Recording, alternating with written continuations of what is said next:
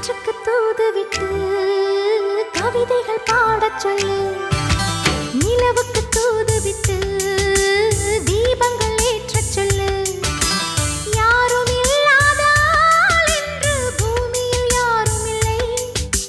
கிழக்கு வெளுக்காத நாள் என்று இதுவரை வந்ததில்லை.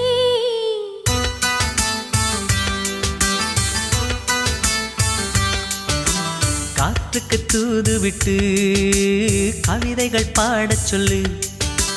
நிலவுக்கு தூது விட்டு தீபங்கள் ஏற்றச் சொல்லு.